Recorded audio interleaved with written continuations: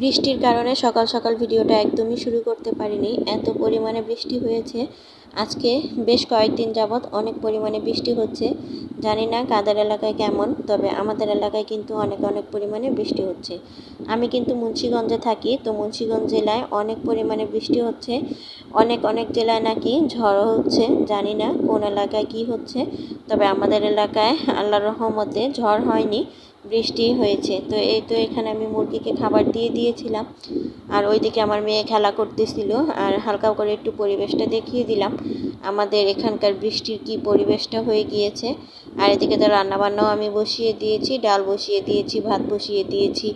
ডাল আর ভাত বসিয়ে দিয়ে আমি থালা বাসনগুলো খুব ভালো করে পরিষ্কার করে নিলাম। আসলে শরীরটা কিন্তু অনেক বেশি খারাপ যাচ্ছে, তো এজন্য ভাবলাম যে অল্প অল্প করে টুকটাক করে কাজকর্মগুলো সেরে নিই। আসসালামু আলাইকুম, কেমন আছেন সবাই?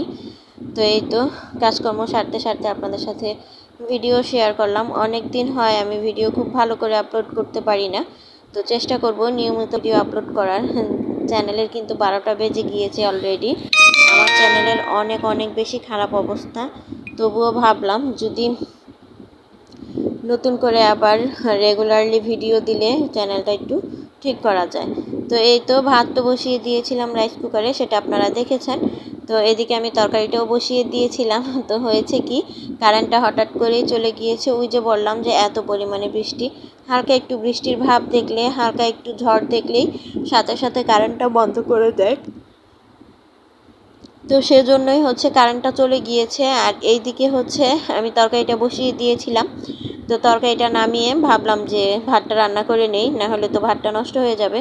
তো ভাতটা রান্না করে আমি ওদিকে গড় দিয়ে দিয়েছি, আর এদিকে ডালটা তো হচ্ছে। আর এদিকে আমি মাছের মাথা টাথা সব কিছু দিয়ে খুব ভালো করে কষিয়ে নিচ্ছি। আজকে কিন্তু পুঁই শাক দিয়ে পাঙ্গাস মাছের মাথা রান্না করব।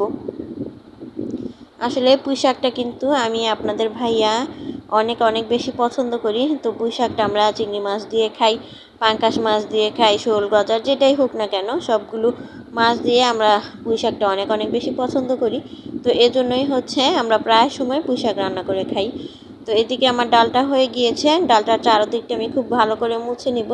তো মুছে নেওয়ার আগে আপনাদেরকে দেখিয়ে দিলাম কি একটা অবস্থা, তাই না? কেমন দেখা যাচ্ছে। তো এই তো আমি মুছে নিয়েছি, আর এদিকে তরকারিটাও আমার রেডি। তরকারিটা হয়ে গিয়েছে, সেই সাথে ভাত তো হয়েই গিয়েছে। আসলে এই সিম্পল খাবারগুলোই না অনেক অনেক বেশি ভালো লাগে আমাদের কাছে। আমি সব সময় বাসায় 2 পদ রান্না করি, 1 পদ ভাত ভাজি আর হচ্ছে তরকারি। তো এরকম করে রান্না করলে হয় কি, খাবারগুলো অপচয় খুব কম হয়। আর এইদিকে আম কেটে রেখেছিলাম, তো আমগুলো খেয়ে নিচ্ছি। আম খেতে খেতে বিদায় নিয়ে নিচ্ছি। দেখা হবে নতুন কোনো ভিডিওতে। ততক্ষণ সবাই ভালো থাকবেন, সুস্থ থাকবেন, আমাদের জন্য দোয়া করবেন। আল্লাহ হাফেজ, আসসালামু আলাইকুম।